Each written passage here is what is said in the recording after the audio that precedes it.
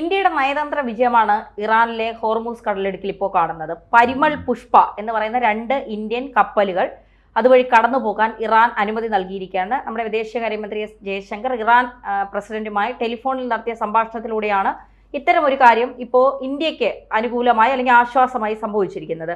ഇത് എങ്ങനെ കാണാം? പ്രത്യേകിച്ച് അമേരിക്കയും ഇന്ത്യയും തമ്മിൽ ഇപ്പോൾ അത്ര രസത്തിലല്ല എന്നുള്ള വാർത്തകൾ വരുന്നു. അമേരിക്കയും ഇസ്രായേലും ചേർന്നാണ് ഇറാനെ നിരന്തരം ആക്രമിച്ചു കൊണ്ടിരിക്കുന്നത്. ഇറാനും തിരിച്ചടിയെ ഗൾഫ് രാജ്യങ്ങൾ ആക്രമിക്കുന്ന സ്ഥിതി ഉണ്ടാകുന്നു. ഇത്തരത്തിൽ ഇന്ത്യക്ക് ഫേവറായി ഒരു നിലപാട് ഇറാൻ സ്വീകരിക്കുമ്പോൾ അതെങ്ങനെയായിരിക്കും? യുദ്ധം ഇനിയും സങ്കീർണമാക്കുമോ അതോ സമാധാന ചർച്ചകളിലൊക്കെ ഉടലെടുക്കുമോ ഇതുവഴി? ഇത് യുദ്ധം സങ്കീർണമാകുമോ? യുദ്ധത്തിൻ്റെ കാര്യങ്ങളൊക്കെ തൽക്കാലം നമുക്ക് വിടാം. തൽക്കാലം ഈ ഹോർമൂസ് എന്താണ് ഇത്ര വലിയ വാർത്താ പ്രാധാന്യം നേടുന്നത്? ഹോർമൂസ് കടലിടുക്ക്. കാരണം ഈ ഹോർമൂസ് എന്ന് പറയുന്നത് ഈ ഗൾഫിലെ എണ്ണ ഉൽപ്പാദക രാജ്യങ്ങളുടെ അവരുടെ ചരക്ക് മറ്റ് സ്ഥലങ്ങളിലേക്ക് എത്തപ്പെടാനായിട്ടുള്ള ഒരു പ്രധാന വഴിയാണ്. അപ്പോൾ ഇവിടെ ഇറാൻ ഈ ഇടനാഴിയുടെ അല്ലെങ്കിൽ ഈ പറയുന്ന ഹോർമൂസ് കടലിടുക്കിൻ്റെ ഒരു വശത്ത് ഇറാനും ഒരു വശത്ത് ഒമാനും ഇപ്പുറത്തായിട്ടൊക്കെ സൗദി, ഖത്തർ അതേപോലുള്ള രാജ്യങ്ങൾ ഇങ്ങനെ നിരവധിയായിട്ടുണ്ട്. അപ്പോൾ ഈ നിർണായകമായി ഇറാന് ഏറ്റവും സ്വാധീനമുള്ള ഈ മേഖലയിൽ വെറും 33 കിലോമീറ്റർ മാത്രമാണ് വീതി. അത്ര ഇടുങ്ങിയ ഒരു കടൽപ്പാതയാണ്. ഇപ്പോൾ 33 കിലോമീറ്റർ എന്ന് പറയുമ്പോൾ വലിയ ദൈർഘ്യമുണ്ടല്ലോ എന്ന് നമ്മൾ കരുതുമെങ്കിലും കപ്പൽ കടന്നു പോകുന്ന ആ മേഖല വളരെ കുറവായിരിക്കും. ആഴവും പരപ്പും ഒക്കെ നോക്കിയിട്ടായിരിക്കും. അപ്പോൾ അവിടെ ഇറാന് എന്തും ചെയ്യാം. ഒമാനും അതിൻ്റെ ഒരു അതിർത്തി പങ്കിടുന്ന ഒരു രാജ്യമാണെങ്കിൽ പോലും ഇറാൻ റവല്യൂഷണറി ഗാർഡ് IRGC അവർ വിചാരിക്കുന്നതേ അവിടെ നടപ്പിലാകുള്ളൂ. ഇറാനെതിരെ ഏതൊരു നീക്കം നടക്കുമ്പോഴും ഈ IRGC സ്വന്തം നിലയിൽ അതിന് ഇറാൻ ഭരണകൂടത്തിൻ്റെ അനുമതിയൊന്നും വേണമെന്നൊന്നുമില്ല. അവർ നേരിട്ടാണ് അവിടെ സൈനികമായി ഇടപെടുന്നത്. ഏത് കപ്പലിന് നേരെ അവർ ആക്രമണം നടത്തുകയോ അതിനെതിരെ നിലപാടെടുക്കുകയോ അതിനെ പിടിച്ചു വെക്കുകയോ ഒക്കെ ചെയ്യും. മുമ്പും ഇതേപോലെ സംഘർഷങ്ങൾ ഉണ്ടായിട്ടുണ്ടായിരുന്നപ്പോൾ അമേരിക്കയുടെയും ബ്രിട്ടൻ്റെയും അടക്കമുള്ള കപ്പലുകൾ പലരും അവർ തടഞ്ഞു വെക്കുന്ന സമീപനം ഉണ്ടായി. സംഘർഷങ്ങൾ ഉണ്ടായിട്ടുണ്ട്. അവിടെ IRGC സൈനികമായ നടപടി എടുത്തിട്ടുണ്ട്. അപ്പോൾ ഇപ്പോഴും യുദ്ധം തുടങ്ങുമ്പോൾ ഇറാൻ്റെ പിടിവള്ളി അമേരിക്കയോ ഇസ്രയേലിനോ സൈനികമായോ ആയുധപരമായോ അവർക്ക് തടഞ്ഞു നിർത്താൻ അവർക്ക് സാധിക്കില്ല. പ്രതിരോധിക്കാം, പക്ഷേ യുദ്ധം ചെയ്ത് പിടിച്ചു നിർത്താൻ പറ്റില്ല. പക്ഷേ അവർക്ക് ഈ ലോകത്തെ മുഴുവൻ ഇറാൻ്റെ പക്ഷത്ത് അല്ലെങ്കിൽ ഇറാൻ നീതി അർഹിക്കുന്നു അല്ലെങ്കിൽ ഈ യുദ്ധം അവസാനിക്കണമെന്ന് ലോകരാജ്യങ്ങൾ നിലപാടെടുക്കാൻ നിർബന്ധിതമാകുന്ന സാഹചര്യം ഈ ഹോർമൂസ് കടലെടുക്കാണ്. കാരണം ഈ ലോകത്തെ മൊത്തം എണ്ണയുടെ ഏതാണ്ട് 20-25% ഈ ഭാഗത്തുകൂടിയാണ് കടന്നു പോകുന്നത്.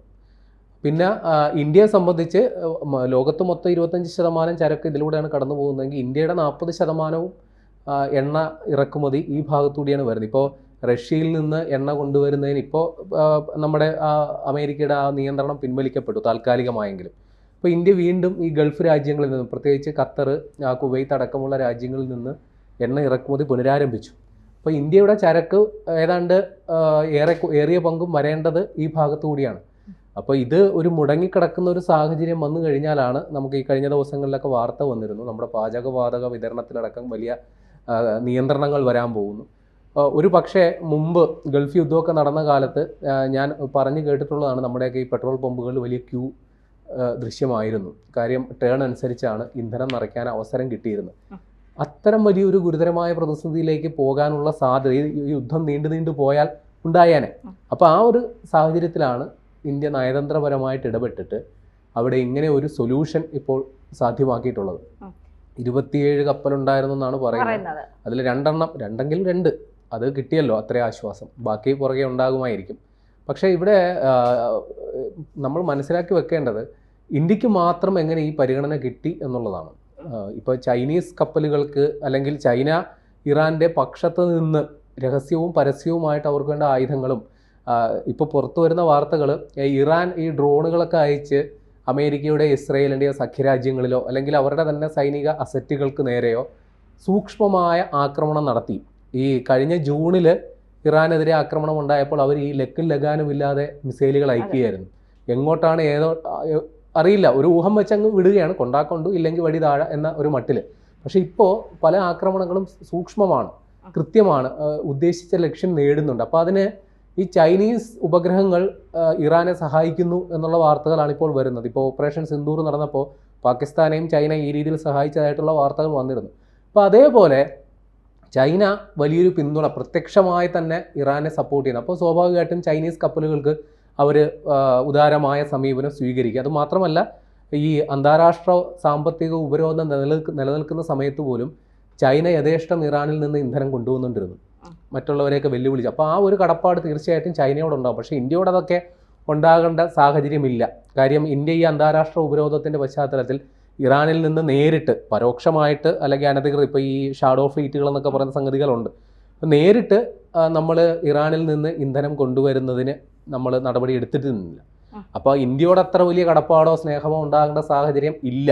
പക്ഷെ എന്നിട്ട് പോലും നയതന്ത്രപരമായി ഇടപെടുമ്പോൾ ഇന്ത്യക്ക് ഇറാൻ ഒരു പരിഗണന തരുന്നതെങ്കിൽ അത് ലോകക്രമത്തിൽ ഇന്ത്യ എന്താണ് എന്ന് ഉള്ളത് ഇറാൻ അടക്കമുള്ള രാജ്യങ്ങൾ മനസ്സിലാക്കുന്നു എന്നുള്ളതാണ് കാര്യം. നമ്മൾ പണ്ട് കാലത്ത് നമ്മൾ ഈ ചേരിചേരാ നയം അതിൻ്റെ ഭാഗമായിട്ട് നിന്ന് യുദ്ധവും സമാധാനവും അതിൻ്റെ ഇടയിൽ സമാധാനത്തിൻ്റെ പക്ഷം നിന്ന് സംസാരിച്ച ആൾക്കാരാണ്. അപ്പോൾ ഇന്ത്യക്ക് എപ്പോഴും ഒരു മീഡിയേറ്ററുടെ റോളായിരുന്നു എപ്പോഴും ഉണ്ടായിരുന്നത്.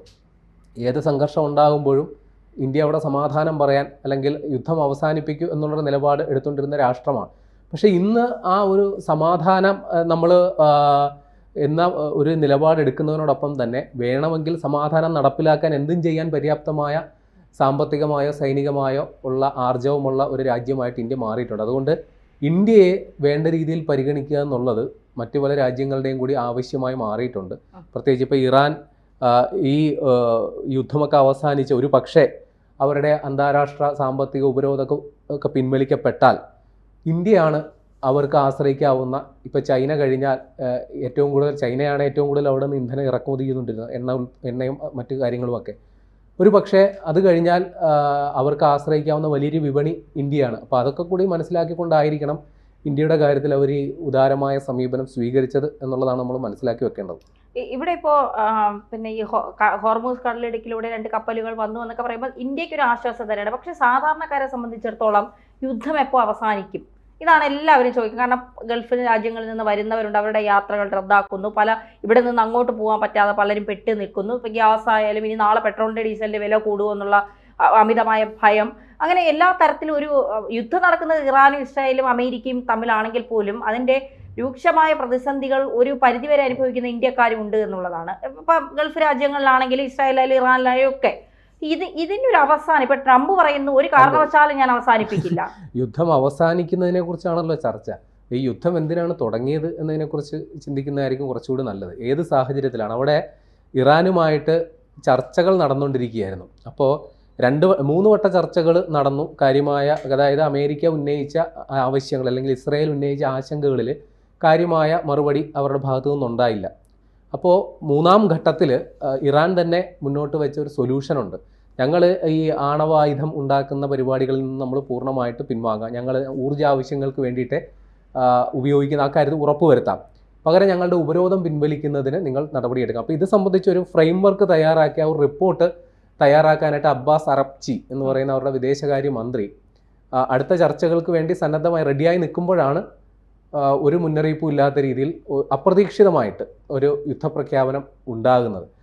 പിന്നെ ഈ യുദ്ധം ഉണ്ടാകുന്നതിൻ്റെ പശ്ചാത്തലം കൂടി നമ്മൾ അന്വേഷിക്കണം. കാര്യം ട്രംപ് വലിയ രീതിയിൽ സ്വന്തം നാട്ടിൽ രാഷ്ട്രീയമായിട്ട് വലിയ പ്രതിസന്ധി നേരിട്ടുകൊണ്ടിരിക്കുകയാണ്.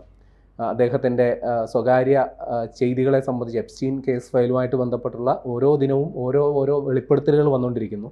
അപ്പോൾ ഒരു യുദ്ധമുണ്ടായാൽ സ്വാഭാവികമായിട്ട് തനിക്ക് അനുകൂലമായ ഒരു ദേശീയ വികാരമൊക്കെ ഉണ്ടാകാം എന്ന് കണ്ടുകൊണ്ട് ഒരു നാഷണൽ ഹീറോ ആയിട്ട് മാറും എന്നൊക്കെ കരുതിക്കൊണ്ടാവായിരിക്കാം ഒരു പക്ഷേ ട്രംപ് വന്നത്. പിന്നെ ഈ അമേരിക്ക പതിറ്റാണ്ടുകളായിട്ട് ഇറാൻ്റെ കാര്യത്തിൽ വെച്ചു പുലർത്തിയൊരു സ്വപ്നമുണ്ട്, ഒരു ആഗ്രഹമുണ്ട്.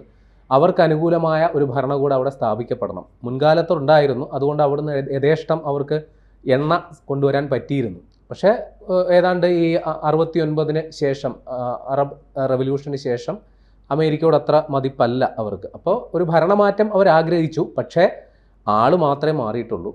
ഇപ്പോഴും ഇറാൻ്റെതായ നിലപാടുകളിൽ, അമേരിക്കൻ വിരുദ്ധ നിലപാടുകളിൽ തന്നെ ഇരിക്കും. ട്രംപ് ഉദ്ദേശിച്ച ലക്ഷ്യങ്ങളൊന്നും നേടിയെന്ന് നമുക്ക് ഈ ഘട്ടത്തിലും പറയാൻ സാധിക്കില്ല. പക്ഷേ ഈ കാര്യത്തിൽ ഈ യുദ്ധാനന്തരം അല്ലെങ്കിൽ യുദ്ധത്തിൻ്റെ അനന്തരഫലമായി ഉണ്ടാകിയ ഈ പ്രതിസന്ധികൾക്ക് ചെറിയ രീതിയിലെങ്കിലും ഒരു പരിഹാരം, ഒരു ഇളവ് കിട്ടുന്നു എന്ന് ഓർക്കുമ്പോൾ ഒരു ആശ്വാസം, അത്രേ പറയാനൊക്കെ. കൂടുതൽ വാർത്തകളും വിശേഷങ്ങളും നിങ്ങളിലേക്ക് എത്താൻ ABC മലയാളം സബ്സ്ക്രൈബ് ചെയ്യുക, ബെൽ ബട്ടണും അമർത്തുക.